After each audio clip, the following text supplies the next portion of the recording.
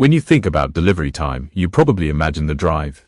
How far is the restaurant? How long will the driver take? But in most cases, cooking time matters more than driving time.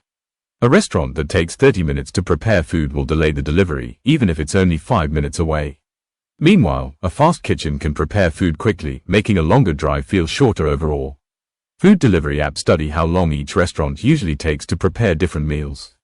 They look at patterns from past orders, not just today's situation. That cooking estimate becomes the foundation of your delivery time. The drive only happens after the food is ready, and that's only one piece of how the app predicts your exact arrival time.